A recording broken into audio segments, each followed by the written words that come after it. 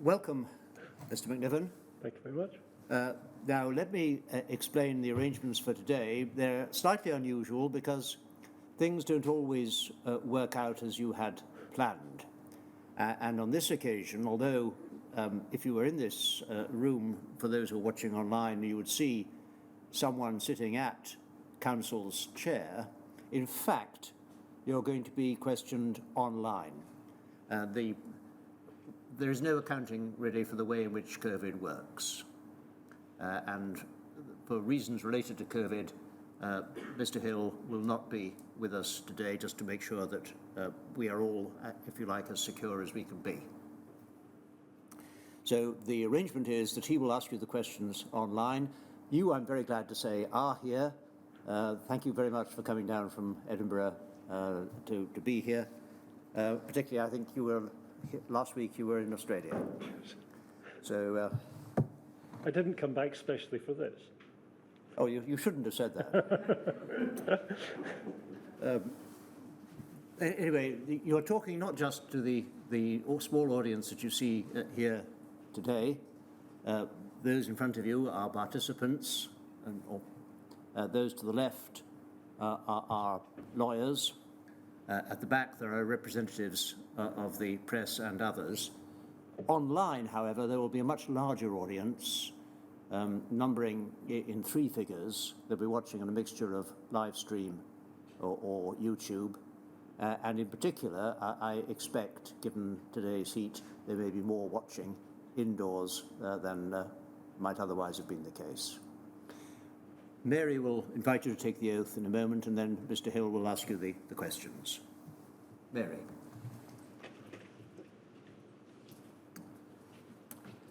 Please state your full name. Duncan Macniven. Take the book in your raised hand and repeat after me. I swear by Almighty God. I swear by Almighty God. That the evidence I shall give. That the evidence I shall give. Shall be the truth. Shall be the truth. The whole truth. The whole truth. And nothing but the truth. And nothing but the truth. Thank you. Sorry.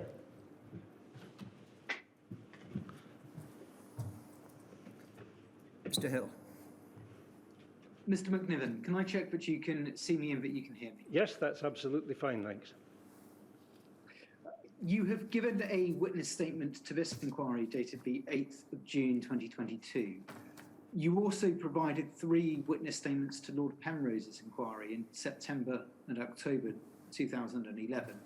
And you appeared before his inquiry 3 times in person in November and December 2011. Is that correct? Correct, yes.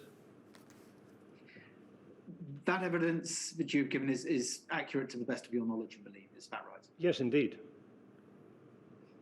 Other than memory, is there any inhibition on what you can say in your evidence to this inquiry today? I can think of none. Your career, if we may begin with that. You joined the Scottish Office as a graduate trainee in 1973. Is it right that you graduated in history? Correct, yes. No medical background at all? No. You had various roles before being promoted to Assistant Secretary in the Scottish Home and Health Department in 1986. And is it right that you headed the division responsible for the Scottish Office's interests in the blood transfusion services? Yes, that's correct. Did that include both blood products, factor 8 and factor 9 products produced at the PFC, as well as blood transfusion? Oh yes, it included all the Scottish Office's interest in the blood transfusion service. We'll come on in a second to look at some of the structures and place you within the wider hierarchy. But for now, can I check that this was your first post in a health department? Yes, that's correct. Your written evidence to Lord Penrose was to the effect that you joined in early May 1986. Is that right? Yes, that's right. And that you remained in the Scottish Home and Health Department until 1990. But from the summer of 1989, you were working on the team responsible for the Scottish element of the NHS and Community Care Act, as it began. That's correct. Does that mean that from summer 1989 onwards, you didn't have any involvement in blood policy and blood products policy, save where they interacted with the Act? Yes, and they didn't interact to any extent that I can remember. In effect, then, we are looking at the period from May 1986 until summer 89 as the period in which you were directly involved in blood and blood policy. Yes. You had various other roles within the civil service, but you set out in your witness statement, in particular section 2. Is it right that you spent a full career as a civil servant in Scotland? That's correct, except that my responsibilities as a forestry commissioner from 98 to 2003, or 99 to 2003, extended to the whole of Great Britain. You retired in 2011, with your last post being Registrar General for Scotland. Yes. What level of civil service role was that final post? It was what is in modern parlance called a director. Grade 3, under secretary, there were various terms, but director is the current term. Thank you. Let's turn then to the structures of the Scottish Office, which you very helpfully set out in your statement. I'm going to ask that this be brought up on the screen. I'm not going to read through it. We'll talk through it rather than read through it, but just so that people have it as a point of reference. If we could have on the screen, please, WITN 706 4001. And if we could have page 1, first of all, just to orientate ourselves.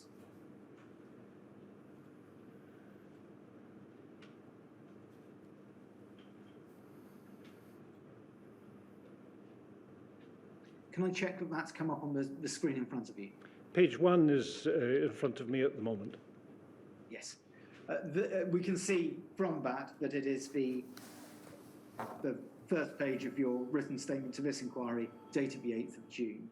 I'm going to take us, please, to page 5 of that document.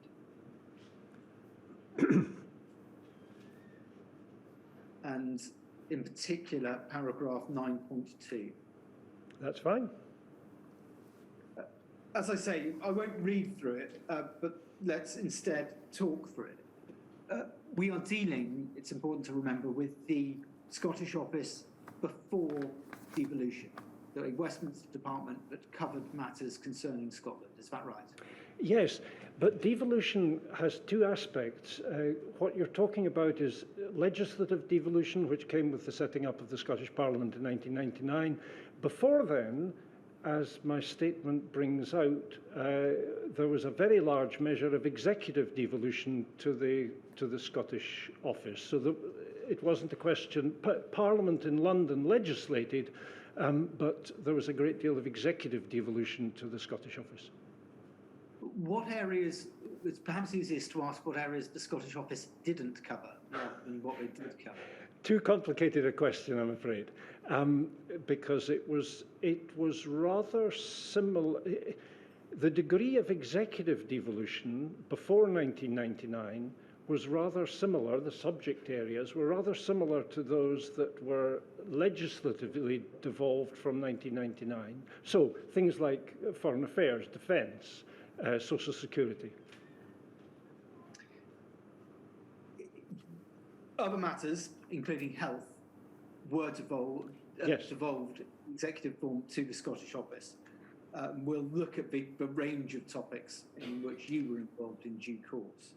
And it's also something that we'll pick up with Lord Forsyth tomorrow from the perspective of both a minister of the Scottish Office and later the Secretary of State of the Scottish Office. In terms of the civil service position, the Scottish Office had at its head the permanent secretary. We can, for simple parlance, we'll call that Tier 1. And then the Scottish Office was broken up into 4 departments. Is that right? Or a number of departments? A number of departments. I think it was greater than 4. I think it was maybe 5. And the one that we are concerned with is the Home and Health Department. That's correct. It's sometimes just be SHHD, Scottish Home and Health Department, but internally within the Scottish Office, often referred to simply as HHD for obvious reasons. The Home and Health Department was headed by a secretary in the terminology at the time. And that's, as it were, the second tier of the civil service. And then within each department, there were groups of divisions, and they were headed by an undersecretary, which was the third tier. And then each of the divisions was headed by an assistant secretary, which was fourth tier, and that was your role from 1986 to 1989. Is that right? That's correct. Strictly speaking, some divisions were headed by a senior principal rather than an assistant secretary, but the difference was a marginal one. You were an assistant secretary throughout the period. Correct. Then below the divisions, there were branches, and the one that the terminology changes confusingly over time, but often the relevant branch for us is branch 3, and that would have been headed by a senior executive officer, an SEO. Again, practice varied depending on the difficulty of the command, but it was normally, a branch was normally headed by a principal, grade 7 in current parlance, I think, and that was the case in my time, or for most of my time there. But the difference between principal and SEO was a trivial one. The tier that we are now looking at for that SEO is tier 5, as we've gone down there. So your division was known as 4D, often referred to in the by Roman numerals, so it appears sometimes as IVD, but actually we should read that as 4D. Is that right? Yes, that's right. Just to confuse us all a little. Yes, so that's the fourth division, in the fourth group in the Home and Health Department. That gives us an idea, doesn't it, of the range of topics that the Home and Health Department was covering. And it's perhaps important to note that it's not just the Health Department, but the Home Department as well. But what kind of areas would the Home and Health Department have to cover? On the Home side, it covered police, for which I was later responsible, prisons, criminal justice, licensing, a range of what you might call in Whitehall parlance Home Office functions. And I think I'm right in saying that 3 of the groups dealt with these home affairs matters. And then there were 2 groups, 4 and 5, which dealt with health matters. Group 4 essentially dealt with the running of the health service, whereas Group 5 dealt with health policy and services which were not run by the health boards and the Common Services Agency, which were responsible day to day for running the health service in Scotland. So Group 4 was a more managerial group, and Group 5 was more health policy. Did that division cause any difficulties in the formulation of policy? I can recall none. I mean, we weren't talking about a large number of people.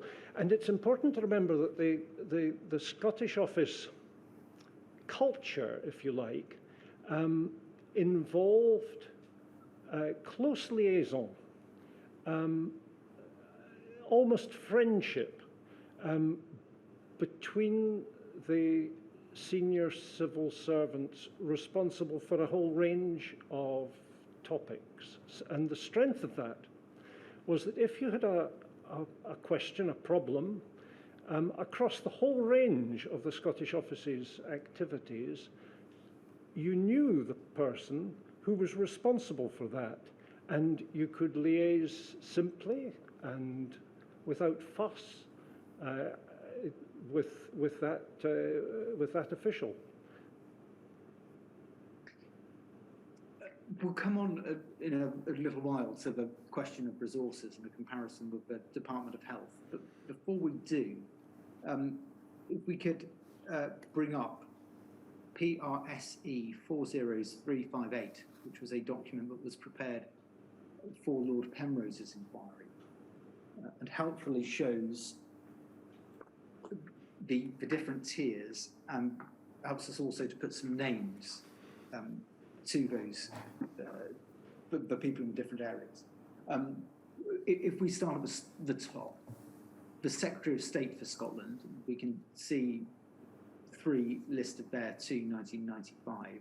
And so for most of your period, it would have been, Malcolm Rifkind as Secretary of State. Correct. Then junior ministers with responsibilities for health. First of all, John Mackay, then Lord Glenarthur, from whom the inquiry has already heard. Lord Glenarthur said that he was Minister of State at the Scottish Office from the 10th of September 1986 to the 13th of June 1987. And so he would have come into post fairly shortly after you took up post in the SHHD. And was in post only quite briefly. Indeed, quite briefly, handing over to Michael Forsyth, later Lord Forsyth, who was the Under Secretary of State for Scotland for the rest of your time at the SHHD. That's correct. I mean, the paper records him being first an Under Secretary of State and then the slightly more elevated role of Minister of State, but his functional responsibility for health was unaffected by that promotion. It's important to note, is it not, that these ministers were responsible for health and other matters as well, the junior ministers. I see you're nodding there. For the transcript, it's helpful if you could verbalise your answer. Yes. Okay, I verbalise a nod. Thank you. Again, that's something that we will pick up with Lord Forsyth tomorrow, but it must be kept in mind that their concern was not simply health, but a number of other matters as well. Yes, and think about that at the level of the Secretary of State. A fortiori, it was true of the Secretary of State.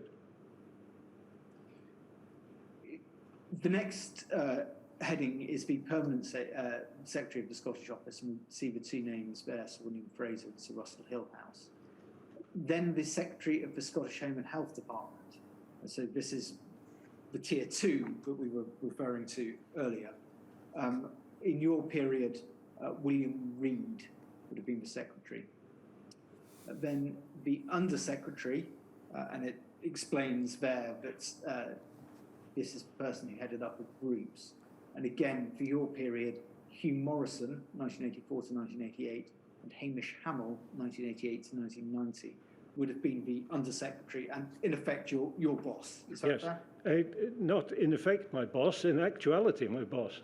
And then if we move down to the divisions, on the next page, please.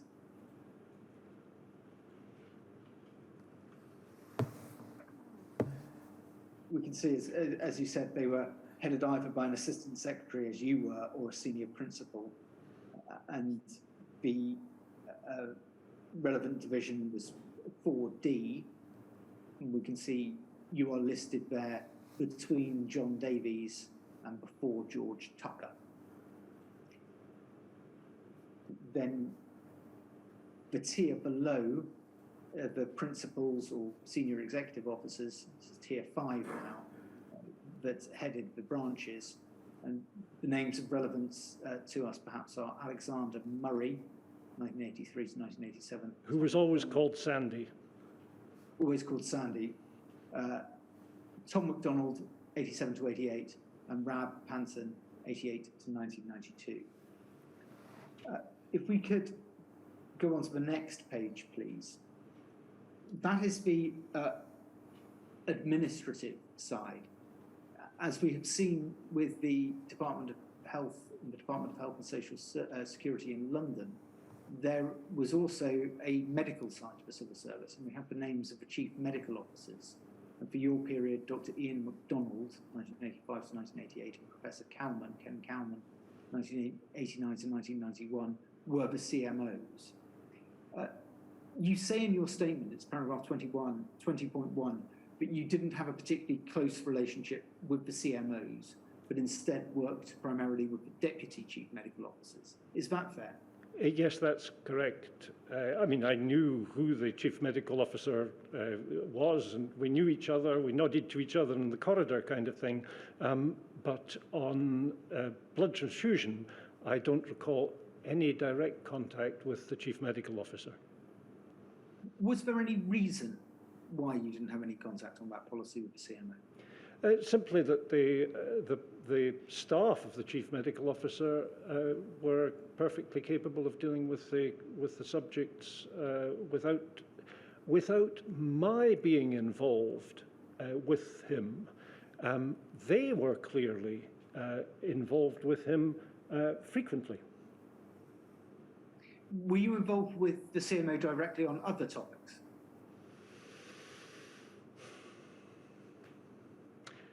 My recollection is yes, because they were very familiar faces, but I don't remember what these topics were until I changed job in 1989 and I had a closer relationship with Ken Coleman on the policies that were underlying the NHS and Community Care Bill. Deputy chief medical officers are listed there as well, and Dr. MacDonald was a deputy before becoming the CMO, but before your time. During your time, Dr. Graham Scott was the principal deputy chief medical officer with whom you had contact. The deputy chief medical officer, a principal medical officer, was a different person. Graham didn't have principal in his job title. Sorry, did I say principal? I meant to say deputy chief medical officer. Do you know what Dr. Scott's specialism as a medic had been? I will have known at the time, but I can no longer recollect. Then below the DCMO is the principal medical officer. Dr. Archie McIntyre was in that post for some 16 years and throughout your period of time. Was Dr. McIntyre somebody with whom you worked closely? Oh, yes, absolutely. Archie was a very distinguished and energetic medical and experienced principal medical officer. Do you know what his specialism be? No, I can't remember. Again, I will have known at the time, but it's 35 years ago. We can always look to see elsewhere to try and find the answers to these questions as well. Then below the principal medical officer was the senior medical officer, and the relevant name for your period is Dr. John Forrester, 1985 to 1988. Again, somebody with whom you worked closely? Oh, yes, absolutely.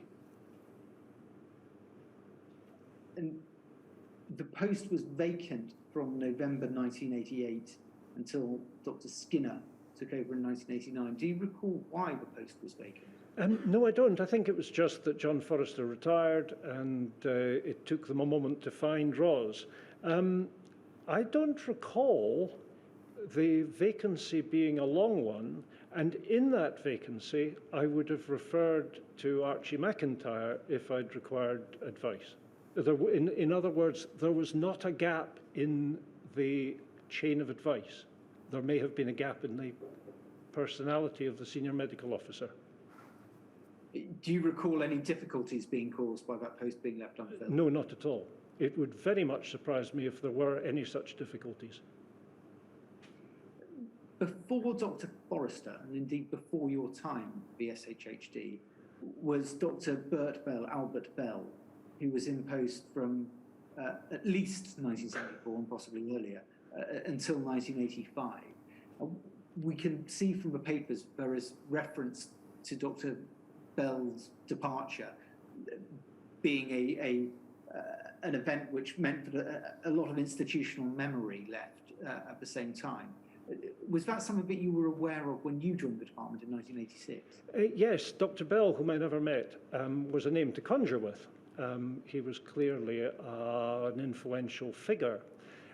I didn't appreciate a lack of advice from his departure, perhaps because Archie McIntyre was so steeped in the matter of the blood transfusion service.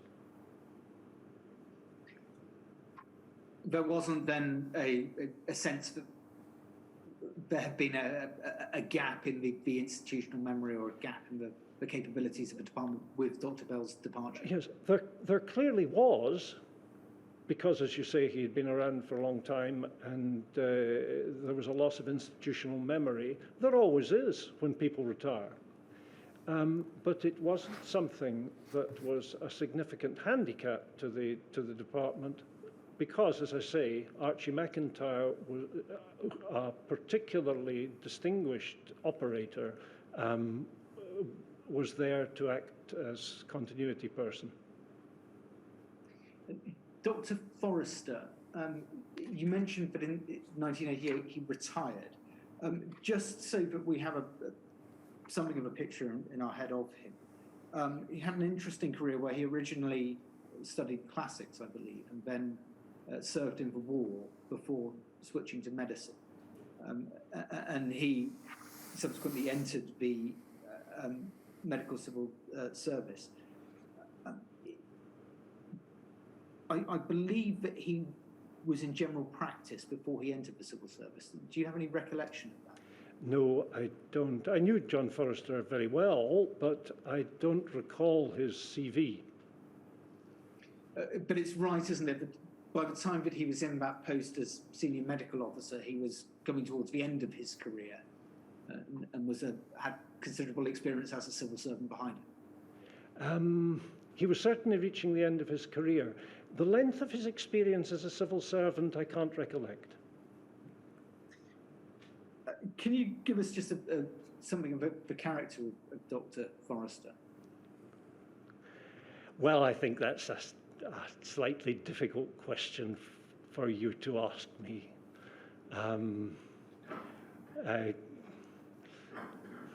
However, well, how good am I at giving a character reference to you or to anyone else? John Forrester was, so this is said with a certain amount of tentativeness. John Forrester was a very careful, intellectually capable man who was an introvert. He did not find it straightforward to make liaison with other people, and he came across as rather cold and distant. He was, in fact, a very warm and pleasant man. Thank you. We'll come back to Dr. Forrester in due course, but I just want to refer to a couple of other people that you mentioned within your statement at paragraph 14.1. We need to bring that up. There's the chief pharmacist, Graham Calder. And from your statement, you believe that it was Dr. Calder who was responsible for medical licensing, and that's not a matter in which you were involved. Is that right? Whether he was responsible for medical licensing, I'm not quite sure. But medical licensing was certainly not part of my responsibilities. And then from the finance group, you mentioned in particular Hamish Robertson and Norman Kernahan. These people with whom you would deal when sorting out funding and bids. Yes, indeed. They were close colleagues. Then you also mentioned Dr. John Cash, who was the medical director of BSN-BTS, and we'll come back to Dr. Cash in due course. Is it right that you had limited dealings with people at the Protein Fractionation Centre and would instead generally work through Dr. Cash?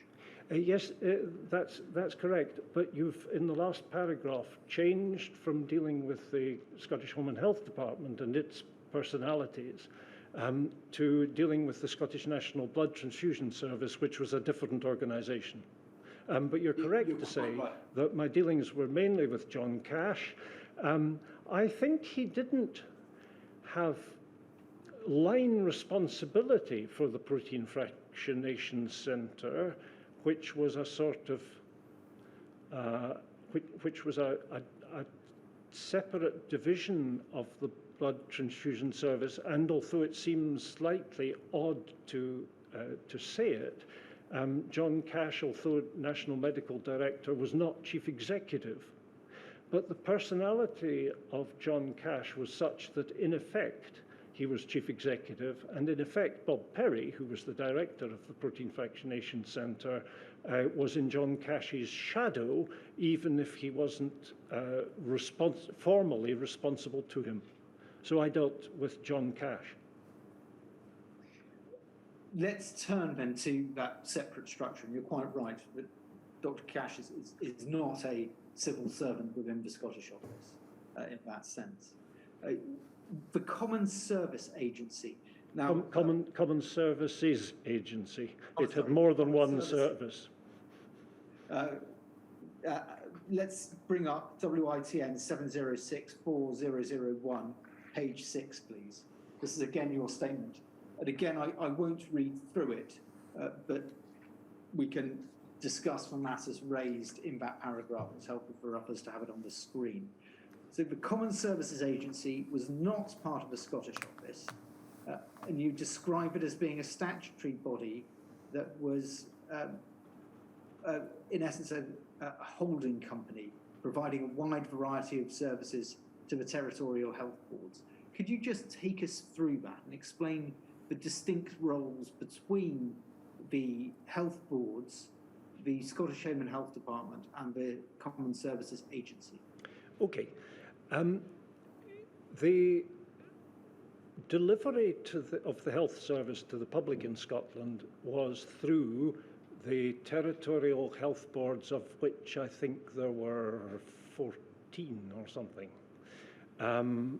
15 indeed, I say it in the statement. There are 14 now, but there were 15 then. And so they were the public-facing element of the NHS.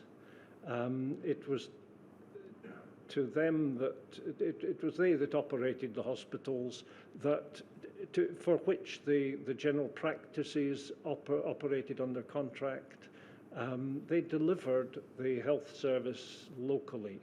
And the Common Services Agency, like the territorial health boards, a creature of the 1978 NHS Scotland Act, was responsible for delivering services which it made sense to deliver at the Scotland level rather than at the level of the 15 local health boards.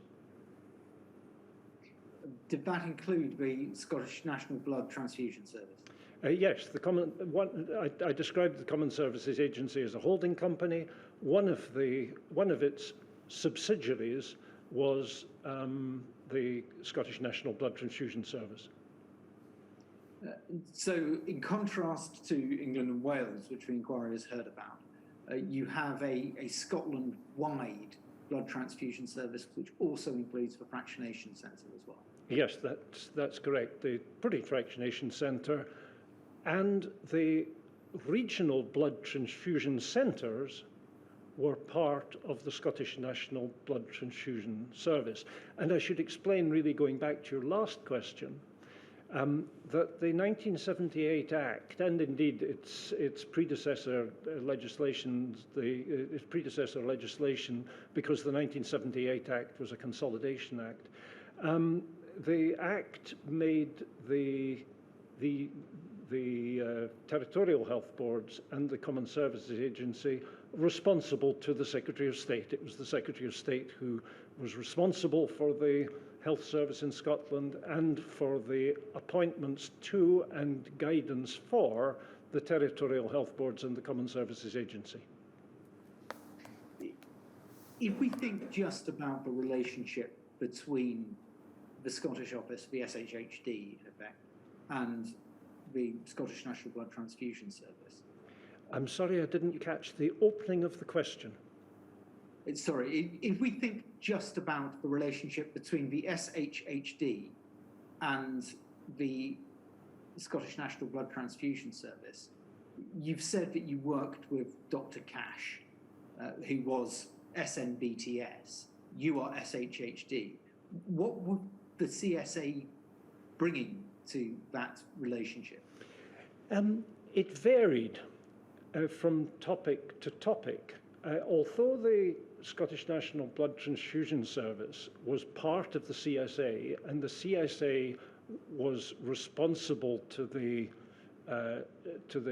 Scottish office, the SHHD, in practice, there was a great deal of direct contact between the SNBTS and SHHD on almost all matters. In other words, it was unnecessary to follow the hierarchical route through the CSA. One could shortcut. But formally, the SNBTS was part of the CSA. The general manager of the CSA, Jim Donald, was John Cashie's boss, and was helpful in resolving some of the problems that inevitably arose between the SNBTS and the department. Of course, we must remember that the CSA covered many other areas as well. Did they play more of a role in those areas, in liaising between the SHHD and those providing the services? I'm not sure that they did. The other major CSA service that I had responsibility for was the Scottish Ambulance Service. And I recall a similar direct relationship between me and the director of the Scottish Ambulance Service, John Wilby, as I recollect between me and John Cash in the Blood Transfusion Service. That does rather beg the question of what was the point of the CSA? I think the point of the CSA was less in the kind of delivery of the service, which is the sort of area we've been talking about and no doubt will talk about on the Blood Transfusion Service, and more about the governance of the CSA, because the board of the CSA, its management committee, I think it was called, but it was essentially its non-executive board, comprised people from comprised external lay people, but also people from the territorial health boards. Indeed, it was always chaired, or in my time it was chaired, by a very distinguished former chairman of a territorial health board, the largest territorial health board, in fact. So in governance terms, the important point was that it was offering a service to the territorial health boards, and they were involved directly in its governance, whereas the previous arrangement, before the reorganization of the health service in 1973, I think, was that the blood transfusion service, there wasn't that layer of governance responsibility giving power to the territorial health boards in the oversight of the Common Services Agency's functions. Just for completeness, the chair that you're referring to, is that Donald McQuaker? Yes. Your role in this, if we may turn to that now, it's, page 4 of your witness statement, paragraph 8.1.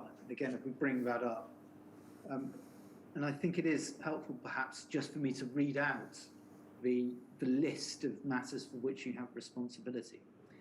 You say, from 1986 to 1989, I headed the division of the department which discharged the Secretary of State for Scotland's responsibilities for the following subjects, in addition to blood transfusion services: health service, land and property, health service building procedures and standards, procedures for the procurement of goods and services, emergency planning, oversight of the Common Services Agency, the ambulance service, and services for physically disabled people.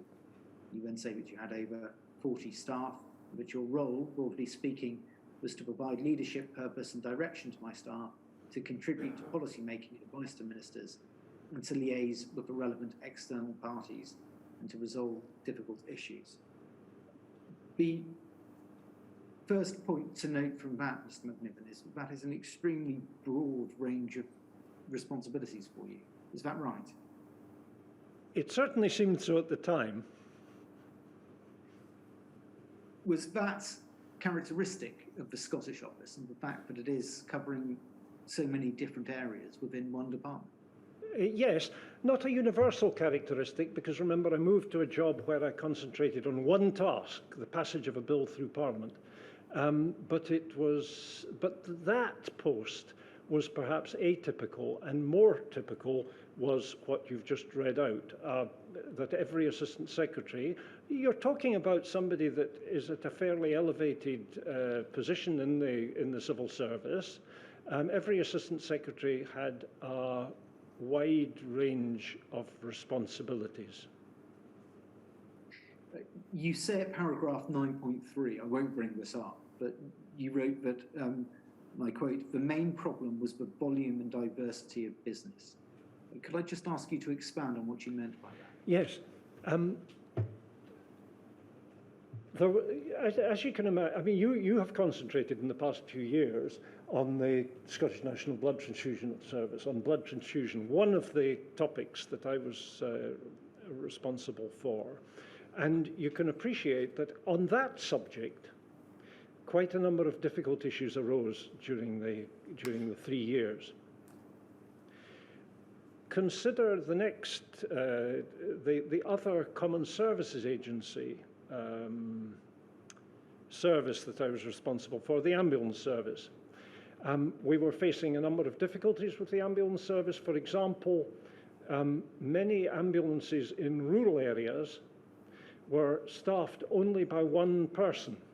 So an ambulance would turn up, there would be its driver and nobody else, which, as you can imagine, was suboptimal, and we were very keen to find a way of staffing the ambulance service to eliminate that kind of work.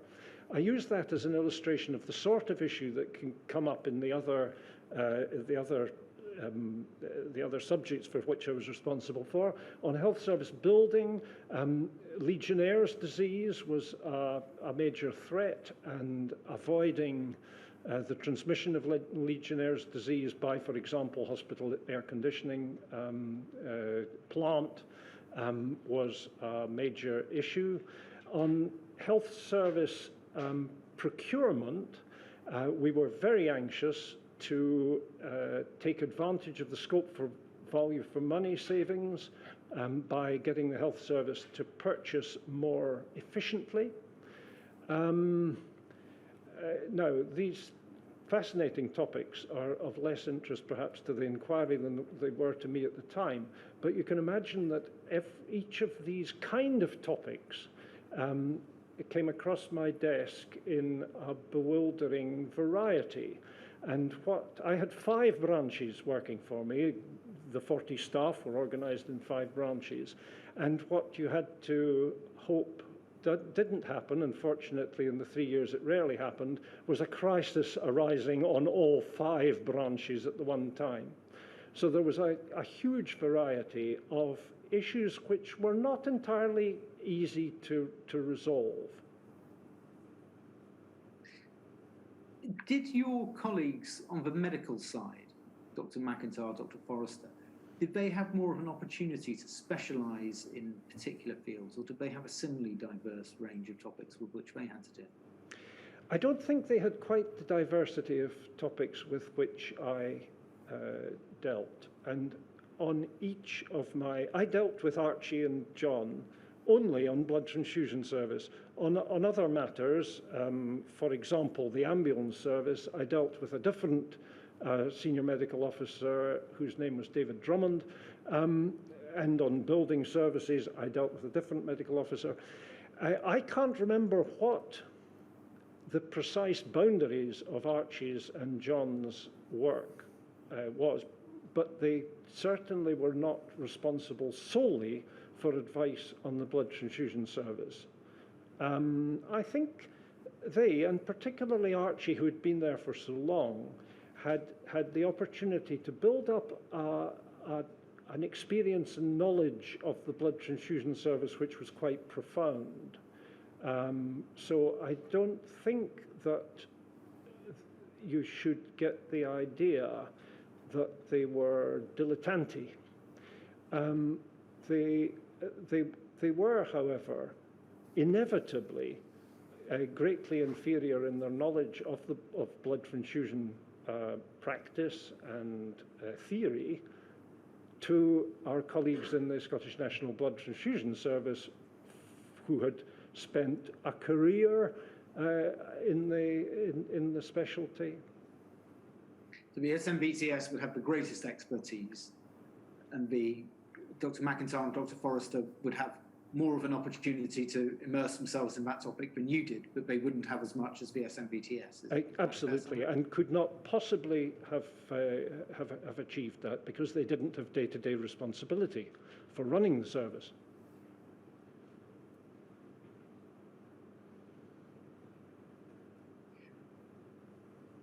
The range of topics that you had responsibility for plainly led, as you've described, to an immense press of business on you at points.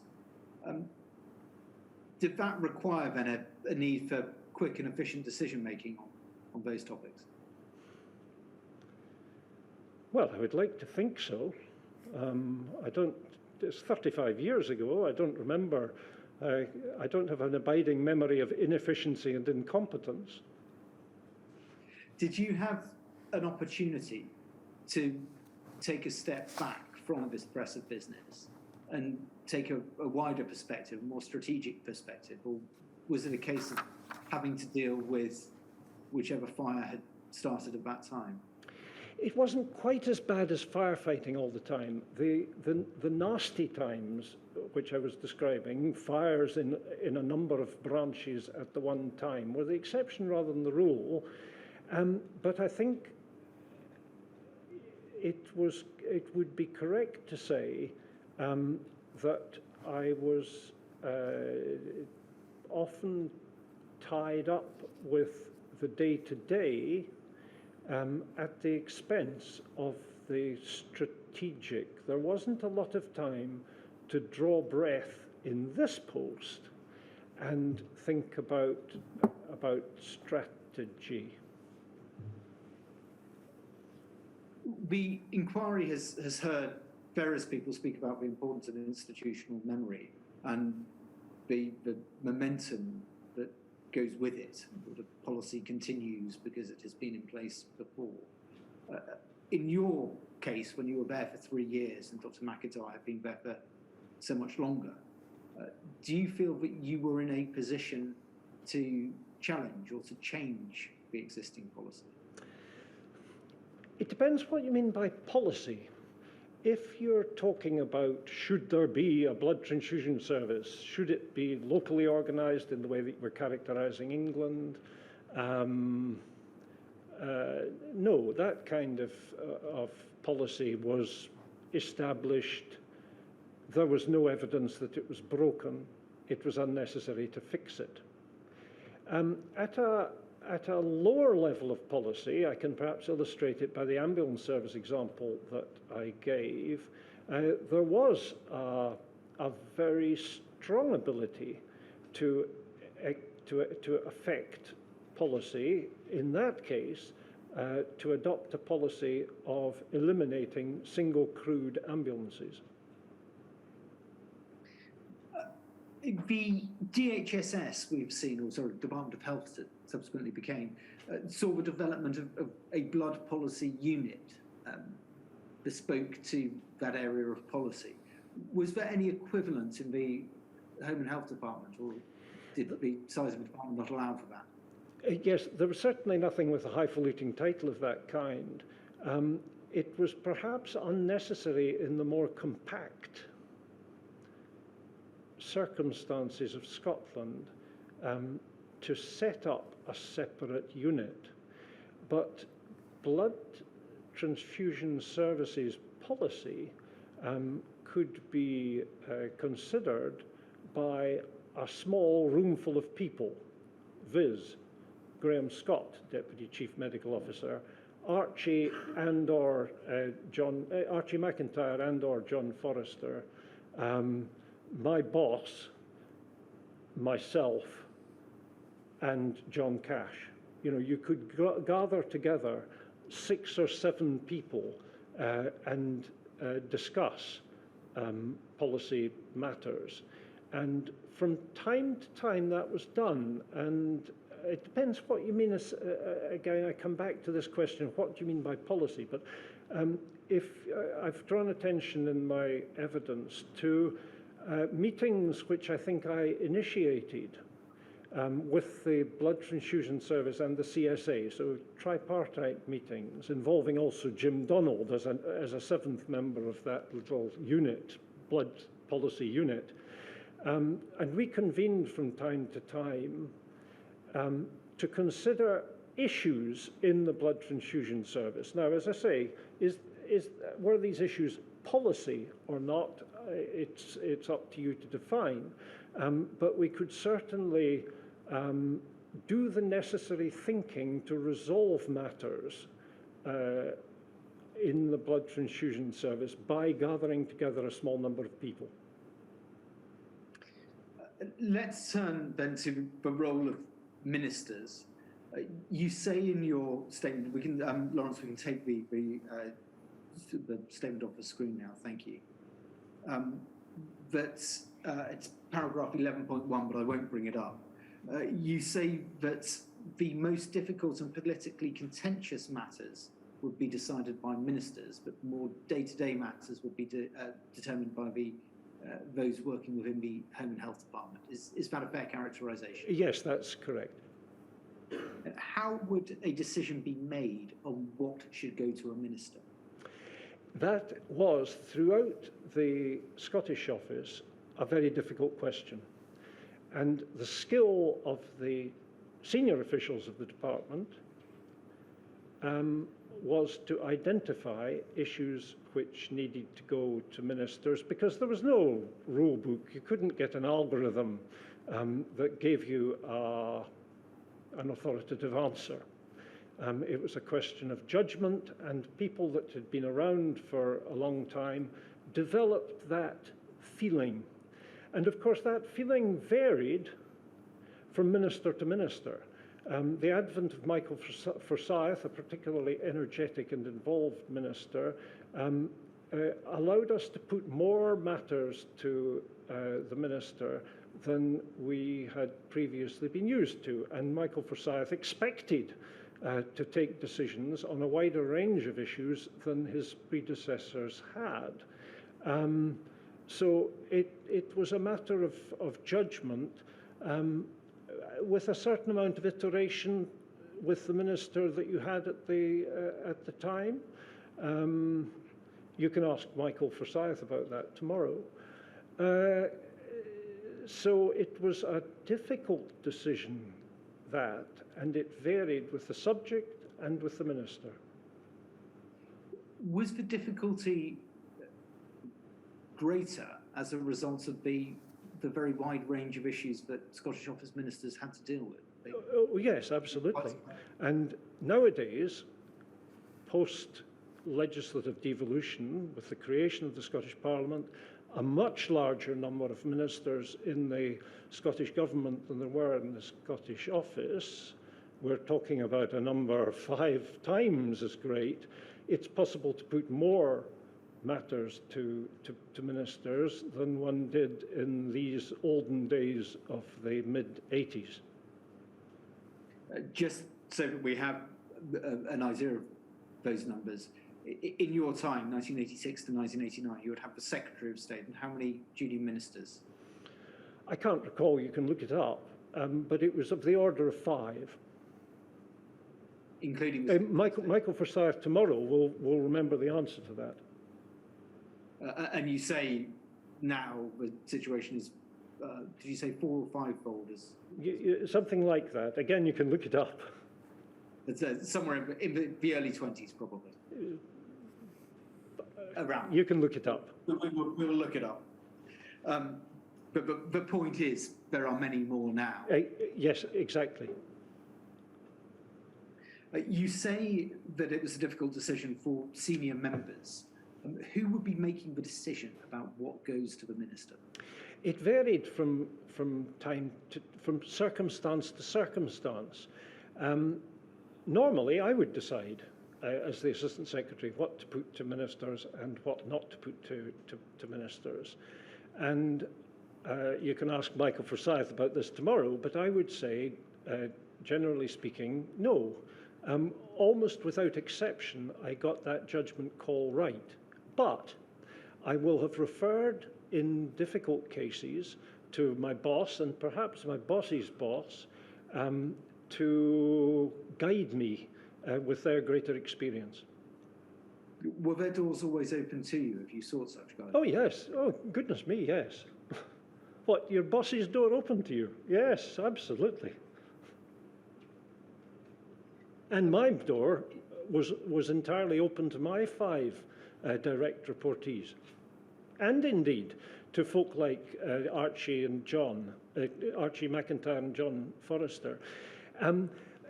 We operated in cellular offices, very different from the open plan today.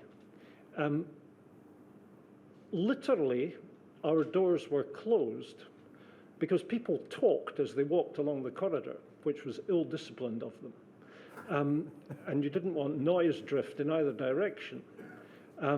But metaphorically speaking, doors were very much open. And all I had to do was to pop along to my boss's room. Unfortunately, it was a walk of about 100 yards because we happened to be at different ends of the building, and chat things through to him. And I passed his boss's room on my way, and I could always call in there. So metaphorically speaking, doors were open. We had a very high level of communication, oral and to a lesser extent in writing. No, oral and in writing within the department. The physical proximity you had to other civil servants wasn't always matched, was it, by the physical proximity you had to ministers, because they would have to spend 4 days a week in London during the parliamentary term? You're absolutely right, and that was an inhibition in meeting ministers. Obviously, the telephone had been invented, and we were able to speak on the telephone, and I well remember long conversations with Michael Forsyth in particular. But yeah, you couldn't, the minister couldn't easily summon you, and you couldn't easily ask to speak face to face with the minister in the way that I was able to do after devolution. How do you think that affected the way in which civil servants and ministers communicated? Yes, it reinforced the kind of formal distinction between the civil servant and the minister, which in my experience has been, that distinction has been reduced in a favourable way by devolution. It meant that communication with the minister tended to be formal, in writing, and a formal exchange of correspondence with the minister. And that had advantages. You had to think out what you were going to say to a high degree, and you expressed yourself briefly because ministers were busy people. It inevitably had a penalty in that it was difficult to have an informal discussion with the minister. Less difficult, I have to say, when Michael Forsyth became the minister because of his particular energy and desire to engage with the civil service. did it make it harder to get an informal steer from a minister, perhaps at the edge of a meeting, about a particular topic?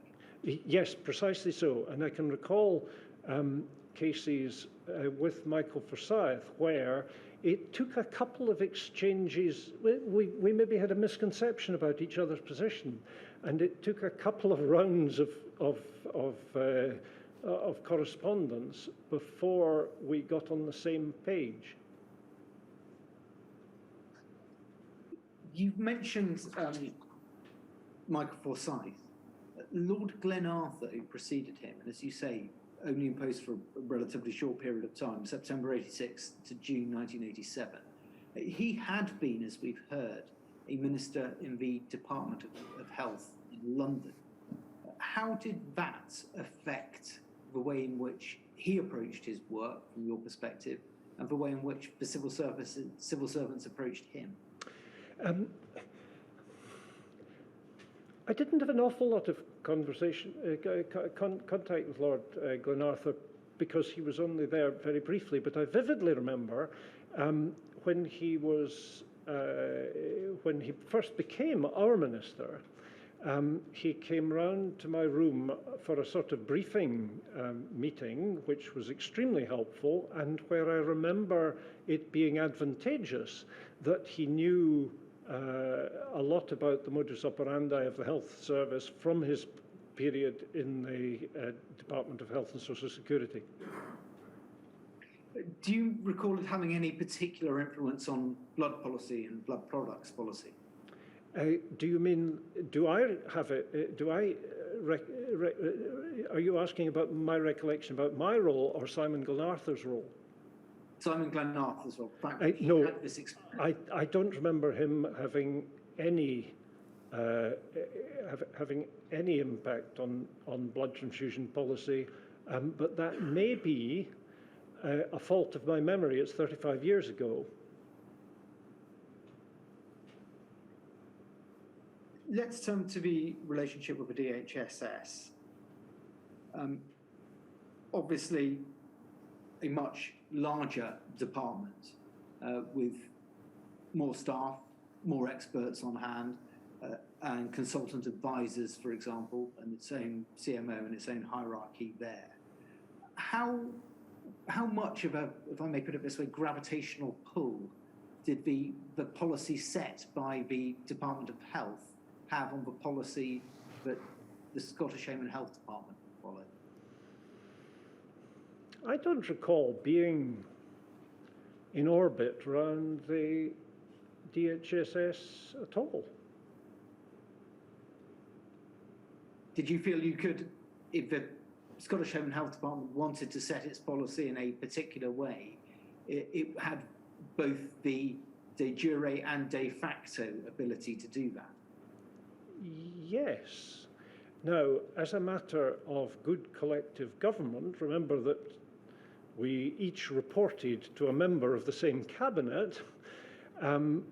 We needed to take care that we didn't embarrass each other, but that, and there are cases that you've asked me to give written evidence on. There are cases covered by my written evidence where we had quite close liaison in order to avoid embarrassing our ministers, but that wasn't a big feature. And you're right, we felt that we had I certainly didn't have to knock on the door of DHSS and ask permission to do the kind of things, policy, that we were thinking about in that series of meetings with the Common Services Agency and the Scottish National Blood Transfusion Service that I alluded to earlier. I've been asked to ask you about whether or not steps were taken to ensure that ministers in the Scottish office were getting the same advice on topics that ministers in the Department of Health were getting. Were any such steps taken, particularly in relation to blood policy? Yes, they were in these cases where we, or Department of Health, had identified the possibility of collective embarrassment for the government. There was one in particular that you asked me to give written evidence on, which was the disposal of some out-of-date plasma, where a very difficult question, because the plasma was potentially infected, where we and the Department of Health kept very closely in touch and may even have shared drafts of submissions to ministers. But that was very much the exception rather than the rule. I had perfectly good relationships with my opposite number in the Department of Health on blood transfusion service, and different opposite numbers on the other topics for which I was responsible. But they were perfectly good informal relationships, but they weren't close. They weren't close relationships. The issue that you were discussing there, I think, is the issue about untested plasma that still remained after tests for HIV had been introduced. That's correct. It wasn't the plasma, as I recollect it, it wasn't so much the plasma that had been tested, it was the donors from which the plasma had come. Yes, yes. And a question of what could and couldn't be done with that. Yes. And there was a scientific view as to what was safe, and a political and public confidence view about whether or not the pure scientific view should be followed. Yes, and a very difficult subject. And I think in the end, the view in Scotland was taken that that plasma shouldn't be used in blood products, notwithstanding the fact that scientists considered that such use would have been appropriate, and instead would only be used in research, and the rest would be difficult. Yes, I can't actually remember just now what the eventual outcome was, but we being Scots were enormously careful to make sure that we didn't waste the stuff, but that it wasn't used in a way that could possibly infect patients. In that example, did you feel that you were being told or being advised or being pressured by the Department of Health not to put an option to your own minister? No, that would have been almost improper. What, the Department of Health controlling what I put to my ministers? No, absolutely not. We reached agreement, as far as I recollect, on what to put to our several ministers. It was working with colleagues from a different department on a joint way of thinking, as it were. It wasn't the Department of Health giving directions as to what you should be saying to your ministers. That's absolutely correct. And just so that we are clear, was there any occasion where you felt that the Department of Health overstepped the mark in advising or suggesting or pressuring you in terms of what you could put to your ministers? No, they wouldn't have tried to do that. It was just not the way that business was conducted. If they had tried, I would certainly remember it. But across the range of my responsibilities, I recollect no such case. Then, finally, the Department of Health, we know, had a series of consultant advisors that assisted the minister.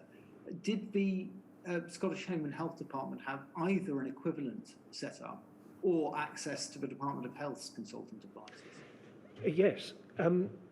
We had John Cash as a formal consultant advisor for a period which came to an end just before or just as I assumed responsibility for the topic in 1986.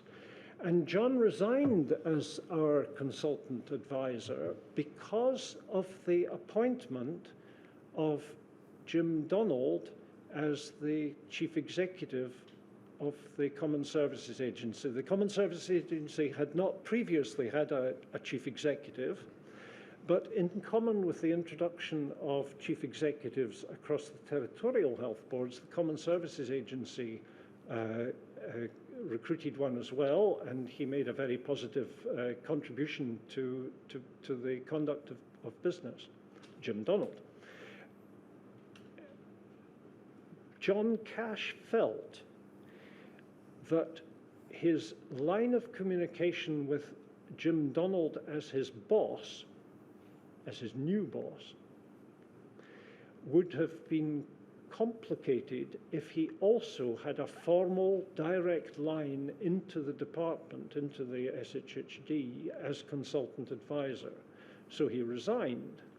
The difference was undetectable. He continued to offer advice, and we continued to request advice from him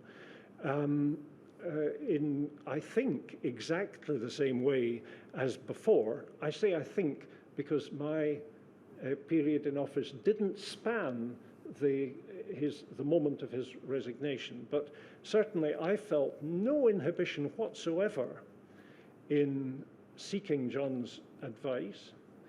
And John, not somebody to hide his light under a bushel, was certainly under no inhibition about offering advice when he felt it necessary to. So we had, in effect, a consultant advisor, and John Cash was outstandingly useful in that role. A very distinguished, experienced guy who, unusually for a hematologist, became what's it called, president of the Royal College of Physicians in Scotland. A distinguished, extremely competent man. So it was we had a great advantage in having him as effectively our consultant advisor if he no longer had the title. Now, you asked also about our access to DHSS consultant advisors, and I don't think we had any such access, but there were collective bodies of advisors on different subjects spanning the border between England and Scotland, to which we did have access, and Scottish people, Scottish members, be it from the Scottish National Blood Transfusion Service or from the Scottish Home and Health Department, were members or observers or assessors on such bodies. And they would feed back to you, would they? Say again? Would they feed back to you on relevant topics? Feedback to us is not quite the term I would use. We could seek their advice, and they would proffer advice sought or perhaps also unsought, although I can't remember that. If, for example, a figure such as Dr. McClelland had learned something from a meeting that he had had with colleagues in England and Wales, and he felt that that was something that should be brought to the attention of the Scottish Home and Health Department, would he have a route to be able to do that? Oh yes, absolutely. Dr. McClelland would have, his natural contact would be John Forrester and Archie McIntyre.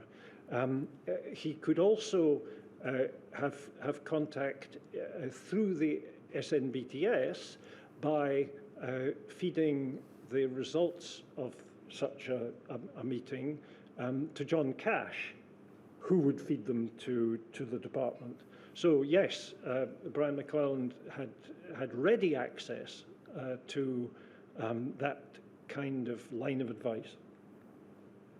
And briefly, just to finish this section, before we turn to specifically the relationship with the SNBTS, on funding, paragraph 16.1 of your statement.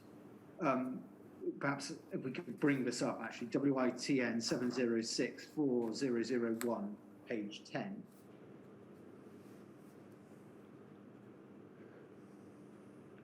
I will just read through that paragraph, what you say in it. You say that in your recollection, the budget was set by means of a 3-year forward look, the public expenditure survey, followed with regard to the year immediately ahead by the supply estimates which were approved by Parliament. The details varied from spending area to spending area, but in the case of the SNBTS, the process involved a request from my division for the CSA bids covering all its functions, including the SNBTS. These bids were scrutinised by the team mentioned earlier, that's the finance group, and amalgamated into a bid covering the whole of the Scottish Home and Health Department, which was in turn incorporated into a Scottish office-wide bid approved by ministers, which was the subject of discussions with the Treasury, with the final decision being taken collectively by the Cabinet. And you say you don't recall the DHSS being part of that process, although you may have had some informal contact with them. So is this right? The bids, as it were, came from the bottom up. The SNBTS would put together their bid for what they considered they needed. That would get through, fed through the CSA, then up to your division, who would consider it, and then scrutinised by the finance division, then a bid put forward for the whole of the Home and Health Department, and then a wider Scottish office bid. Is that the... That's correct, yes.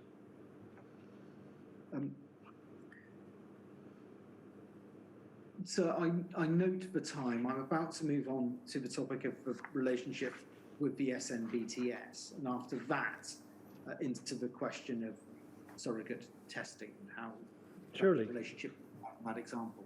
Yes, well, we'll take a break now. It'll be half an hour, so we'll come back at just on 11:45. Now, this is the first break in your evidence. You're under oath.